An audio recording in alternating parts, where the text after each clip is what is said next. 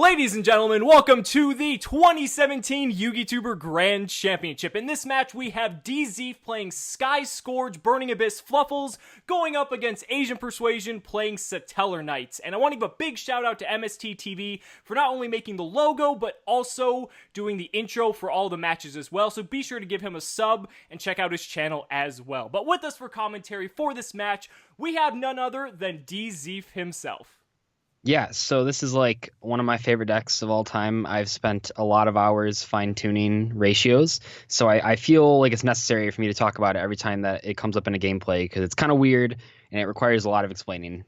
Yeah, absolutely, because I want to make sure we have the best commentator available to explain these really odd decks, because we have a lot of really interesting decks this year, and I think this definitely is going to fall into that category. Right. So I'm just going to skip ahead here because I feel like... Oh, yeah. Yeah, we were working it out there. It's all good. But now it looks like... Now I forget. Did you go first or second? I did go first, okay. Which I thought was... this hand's actually pretty rough, not going to lie. So the goal of this deck, just on a fundamental level, is to summon a bunch of Dantes and then activate Phantom of Chaos, which copies a monster effect, and you can copy Sky Scourge, Neurolis, or however you pronounce that, and then you pay 1,000 life points. Both players send all cards from their hand and field to the graveyard, and then you draw one card. So already both players are on no cards, but you have one, and then it triggers the Dante effects, so you get to add back Burning Abyss monsters. That's sort of like the goal of the combo here.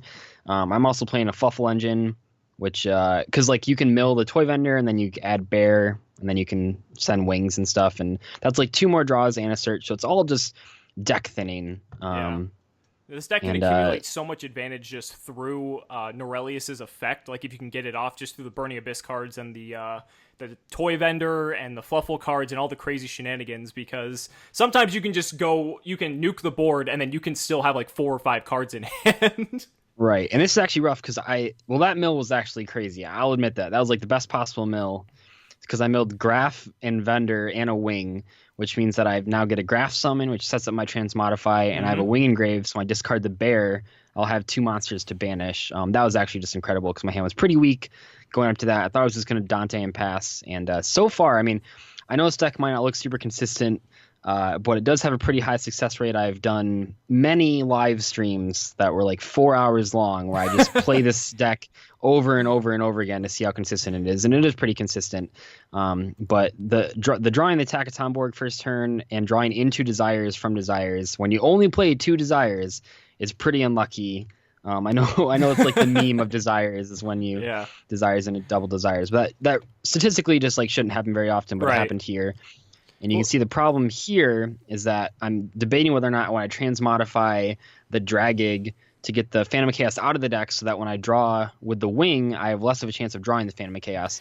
Because when I draw the Wing, what I want to see is like Monster Reincarnation would be really good, or Fiendish Rhino Warrior, anything that would get a Sky Scourge engrave. Yeah, absolutely. Yeah. And I remember when you first discovered Transmodify for this deck, that kind of like, that was like this awakening for you. You're like, oh my god, I can go into Phantom of Chaos. Yeah, it's crazy. But you'll see here, I draw double Sky Scourge. That's really bad if people don't know. This is like pretty much the worst hand.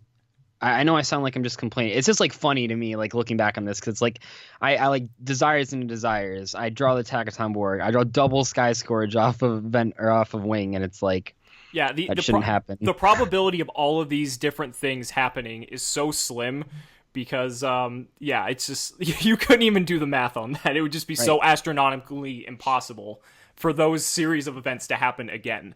And it's like, I'm just like so cocky. Like I transmodify the Phantom Cast in attack mode because I'm just like, well, I have like a Wing draw, and like you play like a lore in this deck, so like the Wings can get you to a lore, so that's like 4 draws deep, and it's like, and the fact that I'm just like, I'll probably draw the combo piece. I'll just summon this in attack mode. No reason to summon it in defense, which is like really rough. I want to talk about Satellarknights a little bit, because Satellarknights are actually one of the better decks in this format, considering we have a bunch of meta decks banned as well as Dimensional Barrier. And Satellars, because I mean they're just a really good rank 4 deck, and they just play a ton of traps with Solemn Strike and Warning and all that stuff still being alive. I think it's going to be a deck we're going to be seeing a little bit more of in the tournament. What do you think? Yeah, the rank 4 guy that can let you go into any of the larger Satellarknight Exceed summons is actually just crazy because it's a one card. Well, you have to detach and you have to discard, but it makes any Vega plus Satellarknight turn into a Triver or a Deltaros. Yeah, and that's really threatening. And I figured. I mean, I know we have my commentary muted for this, but I figured that Johnny was gonna play Satellarknights because I was looking like. I mean, he's been playing like Minerva pretty much nonstop for the past 6 months. But that's Lightsworns were banned for this tournament, so like I went back and I know he loves Satellarknights, and when this card, Dark Tellarknight came out, he actually topped a regional with Satellarknights. So I was figuring that he was going to play this deck, but I was really worried because if you haven't been following him, you might not know, but before Grass was a thing, Johnny was topping regionals with like 50 card Minerva Sworn. So I was really worried he would try to play 60 cards of Tellers with Grass. I actually had another deck planned for this round that was a 60 card deck, but I was too afraid to play it to not lose the 60 cards to Tellarknights. This card, so you can discard to rank it up into any of the Satellarknights. Right, yeah, and just having the Triver capabilities there is crazy. Now, the fact that he goes into Deltaros here I thought was really interesting because he's really respecting the back row. But the fact that it was just a bluff pot, I mean... And it's like one of the things that when you're playing Sky Switch Shuffle BA, your opponent just doesn't know what you're doing, right? So that could have been like a strike, in which case Deltaros would have been like a good player. It could have been an effect negator. I mean, in my position, the Triver would have been hurt like way more.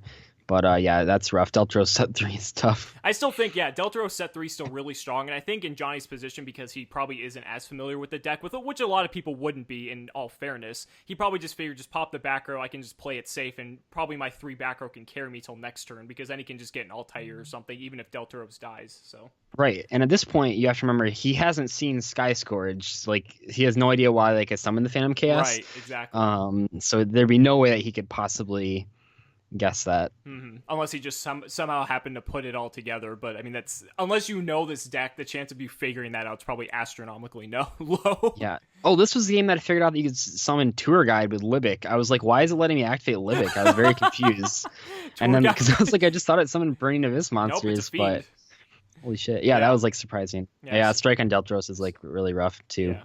The striking the Farfa was really smart because I mean you had Tour Guide, and it's still pretty smart because now he still has the Deltaros up, and you still have to play into 2 back row here. Yeah, I mean this deck, my deck that is, just can't deal with floaters very well. And Deltaros snowballing into Satellarknights. I mean Satellarknights, maybe they're definitely like too slow for current competition, but in this format, holy shit, man, they're like really strong just because the snowballing effect and Alpha is crazy. Like, Alpha, right here, he's gonna plus like 3 off of an Alpha. It's ridiculous. It's crazy, because Alpha's going to activate, negating your Tour Guide. He gets to draw a card, and then the Deltaros triggers once it hits the grave, bringing out the Altair, and then Altair is going to bring back Deneb, and Deneb's going to get him a search, and it's just doing what Satellarknights do best. Yeah, and previously, without the Dark Tellarknight, this wouldn't be that threatening, because you can just run over one of these, and then he just has an Altair next turn, so that's just a rank 4 that takes 2 materials. But with the Dark Tellarknight in the game, it changes everything, because it means that if they just have 2 any Altair can just get into a Triver, and it's like, that's crazy. That's just not fair. I mean, I guess it's fair because like Satellars, but it feels like it's not fair when your opponent does it to you. Yeah, and then on top of that, the fact you also have to worry about Constellar Diamond coming out as well, which, I mean, that's pretty much just like GG if you're not set up in any way, shape, or form. Yeah, right. And when you see me pass with, I mean, hindsight, should like I have set the Pot of Desires? Probably not, but also like if you look at how many cards left in my deck, like I would have just decked out if I mean, I guess I wouldn't have Dante Mills, but there's so many variables there. Like keeping I think setting the Pot of Desires as a bluff was like the correct play. But yeah, when I see that he has the Call of the Haunted, I'm just like, it's not happening. Yeah, the Call of the Haunted was pretty much the nail in the coffin for that one because there's no chance of coming back. So your side deck here was it looked like you were prepared for pretty much everything. Yeah, I was really afraid of Cosmos. I think a lot of people are. I don't know if anyone played Cosmos in round 1, but system down because this deck can't be with Cosmos. Yeah. Well, that's just Burning Abyss in general. That's like Cosmo just like destroys the deck. Right. So side decking with Sky Scourge is kind of different because it changes on if you're going first or second. I mean, I guess most decks do that, but this one, it's like a really big difference. I'm actually struggling to figure out what to side. Usually what I do is I side in cards like Vanity's Fiend, so that when your opponent like Ghost Ogres the Phantom or something, you can just summon Vanity's Fiend. And while it's not as good as like summoning Sky Scourge and resolving it, it is pretty good because it locks them out of the game. It's effectively like the same thing, just not as secure. And it's really when you go second where a lot of stuff would have come in. If I would have went second, I would have been siding in like the Maxi and the DD Crows and the Regeki and the Twin Twisters and all this stuff. And in that case, you're siding out most of the combo pieces. You're keeping in like 2 Sky Scourge and 1 Phantom Chaos, but you don't need Transmodify into like 4 back rows of Satellarknights. Yeah, absolutely. No, side decking is really, it's always interesting with combo decks because you're trying to weigh how much you really rely on your combo pieces to really get you there, especially in a deck that, in this case, you really, really want to hope that your combo goes off because it's essentially your win condition. Yeah, and you can see here I open like the most straightforward combo ever, just Vendor, Sky Scourge, Phantom. And this is when he figures out what I'm up to. Yeah. Because at this point, I mean, you don't even have to do any fancy stuff. You're literally just, mimicking the Norelius, and then everything just goes. And then you draw the Pot of Desires. I do draw the Desires, and the Vendor effect. gets triggered. So what's cool here, even besides the Desires, is that the Vendor gets me a Bear, and I discarded a Wing. So already I have 2 more draws and another Search, discounting the Desires.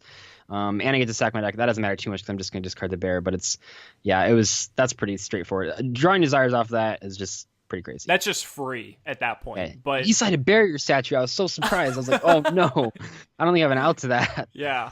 I mean, it's just, but this is what I was referring to in game 1. Like the fact that even if you didn't draw the pot, you'd still have like 3 extra cards maybe by the end of this turn, but the Pot of Desires just takes it over the top. And what is he really going to get at this point that's really going to help him out? There's not a lot. Yeah, it's really just like, I mean, he discarded Deneb's like any like an Altair, but he also discarded an Altair, so he only has 2 Altairs left in deck and then the Rhoda. So it's really like 3 out of 35 chance. It's not like this deck struggles against, and then I draw a Terror Top. And then you get Terror Top off Desires, and then you're like, oh god, did I banish the Tekatone board? Yeah, it was scary. That's always like I don't know with this deck. I mean, obviously you're supposed to check what you banish the Desires, but a lot of times like it doesn't really matter, especially after you resolve a Sky Scourge. Sure. But then I draw like the Libic as well, so that's me Beatrice, which is pretty broken. Because like, okay, how often with you playing this deck, how often have you resolved Norelius and lost? I mean, in real life, like only a handful of times. And that was when ABCs. I took this to 2 different regionals, and I lost resolving that card against ABCs because it's sort of like this. Yeah. So you would if you discarded any piece and they just top deck Hanger, like you lost. That's sort of similar to here, where like if you top decks like a level 4 or it's top decks like an Altair, like it's really rough. Even with all of this, because once again the Satellarknight Snowball against Burning Abyss that like can't deal with floaters is, I mean, they're not really floaters, but they just keep summoning monsters. It's kind of tough for them. Yeah, absolutely. And then you get the Tour Guide up the Skarm in the end phase. You got Beatrice set up. So really, at this point, it doesn't matter what he draws. Like he's pretty much screwed. Yeah, but except that he draws nice the Rhoda because he has 35 cards left in deck, and then he happens to have a Deneb in gray for the Altair. But I mean, luckily Beatrice can handle it. Yeah, the Beatrice. One thing I should note here is that I made the decision. So this deck has 43 cards in it, and that's because at the first regional I played, I took 4 game losses for decking out. So I bumped it up to 46 for the regional that I already had my invite, but technically I got like invite status, like go me, 10 out of 10, best player. And I bumped up to 46 at that event because I was so sick of decking out, and I put in Leviathan Dragon because I was so sick of decking out. But for this event, I want to be as consistent as possible. So I bumped it back down to 43. And when you do that, what ends up happening is I'm trying to think off the top of my head. There shouldn't be any 3-ofs that are hard once per turn. So we're only playing 2 Desires, we're only playing 2 Skarm, and we're only playing 2 Farfa. And that's important because if you notice right now, at this point, I have no Farfa left in deck. So the Beatrice isn't really doing anything. I believe I might have banished one of Desires, but definitely one is in the graveyard, obviously, because I used it last turn. And that's an issue, right? Because now I don't really have an out to the Altair in hand, because the one Altair can be a Triver, basically. Right. I believe, I don't even know. I think I had Dante, and then I mill an Alec, which is like the other card that I kind of needed in deck. And it's not necessarily like unlucky because I have 11 cards left in deck, so like naturally I'm gonna mill some good cards as well. But I think looking back on it, I should have just made like a Mecha equipped Engineer. I don't know. It's tough. It's tough because like if I didn't mill the Alec here, then this play was just fine. But yeah, but I mean that was just like bonus at this point. Yeah, and I guess I'm just not paying attention to how many cards left in deck. Because when you're playing in real life, you can see the pile of cards when it's smaller than your hand. You're like, Yeah. okay, I don't have a lot of cards left in deck, but the numbers are so small in here. Hmm. So like I have 7 cards left in deck, and that's not a big number. And I realize that, so I'm like, let's let's start grinding him out for game here. Yeah, because at that point you've almost put yourself on a clock. I mean, after desires and everything like that, you only have like 1 or 2 Dante mills maybe left if you're willing to go all out and try for that. Right, So, and that's how I decked myself out at that regional 4 times, because it's like I wasn't playing Leviathan Dragon, so there was nothing with attack points. I couldn't kill anyone. And Leviathan Dragon isn't really a good card, but it does have attack points without having to mill cards. the Yeah, I Achilles think heel this of is the rank point 3 when decks. this is the point when I realized that, hey, I'm out of Farfas, and Mhm. I believe I'm debating for a really long time here, and it's over. So I can play this on this. If I discard this, I'm like really bad. Yeah, okay, 10 out of 10. We're always going on to 6 cards in deck. So I had a really long debate with myself here about if I should summon Gaia Charger over the Beatrice, right? Mhm. So he doesn't know I'm only playing 2 Farfa. So he Right. should just assume I'm playing 2 Farfa. And if he was assuming that, I would assume that his Altair would go into like Gorgon or something to, I don't know if he plays that, but that's what I would summon, just to like not lose to Farfa. Sure. Yeah. And if I summon the Gaia Charger, it becomes immediately obvious that I clearly don't have a Farfa in deck. 'Cause, Yeah. like, I got the Beatrice. However, if I summon the Gaia Charger when he triggers me, I now have a fairy engraved to summon the Sky Scourge in my hand the normal way, which would put some damage on the board. So I believe I probably stayed here for way too long. I'm gonna get banned for slow playing. But this was like a real debate, and like I said, I did do commentary for this video, and that was like what I was talking about. I'm just like, man, like it's super obvious I have no defense if I just don't if I make the Gaia Charger. So I have to keep the Beatrice and hope to psych him out, and boy, it doesn't work. He just summons Altair anyway. Well, that's the thing. rough. I mean, that's pretty much the Achilles heel of this deck, is that if they have some sort of way to come back, you really have no defense other than like Beatrice and Right. like, in Farfa, and other than that, like that's pretty much it. Yeah, you're really just trying to cheese him out of having any cards. But the deck's like when I played this at the 2 regionals, there weren't really decks that could function off of 0 cards. Right. Zodiacs were not a thing. Obviously, I'm not playing stuck with Zodiacs. We have like 12 starter cards.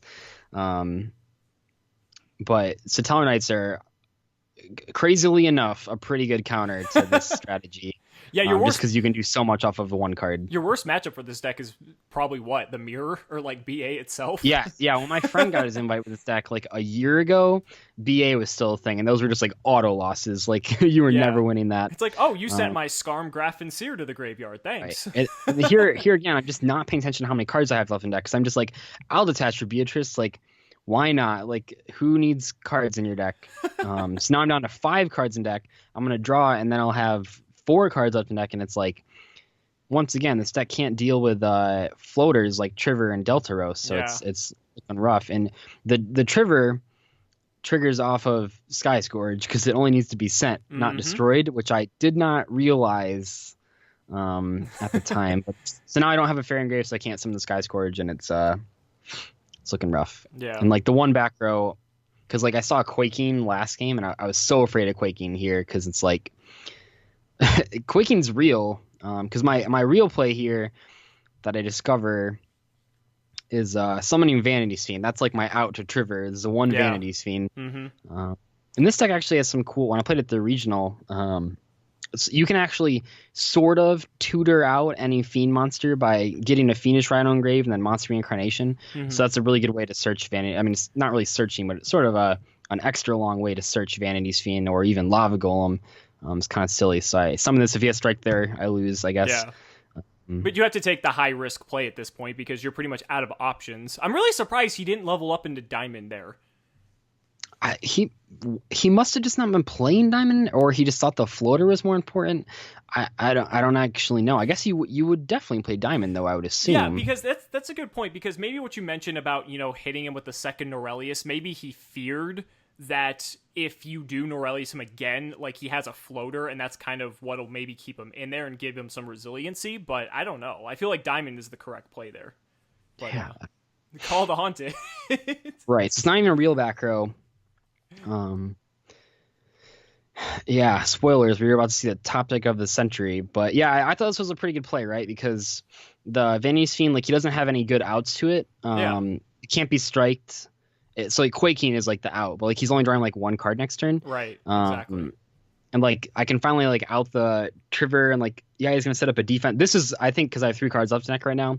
This is when I started to realize, like, hey, I'm gonna Vanya's Fiend over the Trigger, and he's gonna set a Nuka High next turn and switch Altair to defense, and now he has 3 monsters, and I have like I can like Monster Incarnation for like a Fiendish Rhino, right? So then he has 3 monsters, and I have Vanya's Fiend, so I can attack over 2 of them. Mm-hmm. But then he has 1 monster, and at that point we're like really getting low on cards, right? Yeah, you have 3 left in deck at this point. And this is like the point when I'm like, hey, remember that time that I sent like a spell card off of Beatrice to not draw it? Yeah, that was like really bad. It's rough. You're probably regretting that. You're like, why the fuck did I do that? I was like, how is he gonna out this? I was like, wait, he doesn't need to. I have 3 cards left in deck. I thought relatively I was in a secure position, and then he summoned this, and I was like, oh man, like now I can do like damage, even better. And then he draws card of demise. Yeah. And I was like, and like he discarded 2 off of it, so it's like that's not that bad. Mm-hmm. But it was rough. Yeah. I mean, out of all cards he possibly could have topped that. Like, not only did he start by getting the top deck Rhoda from the Norelius, but then he gets card of demise when he's already ahead.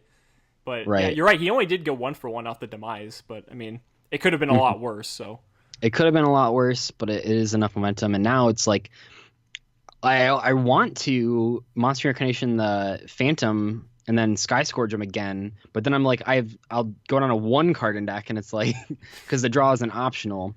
That's so surprising too, because he only had like 4 monsters left in deck when he used Demise. Right. Because like he's already gotten through so many of them, so I'm so shocked that he got that many. But I was like, here he has to like draw a monster, right? Mm-hmm. Or like, yeah, pretty much he has to like draw a monster. And then he attacks with the Pterodon. I'm like, oh my gosh, like I have 2 cards left in deck. Like that's fine. If I just Monster Incarnation for a monster, I'll be fine. And then he's like, oh, second card of demise. Oh my god. That like, it's just... Yu-Gi-Oh! It happens. Yeah. I don't know. Card of demise into card of demise, man. I don't know. After getting hit by Norelius. I know, it's crazy.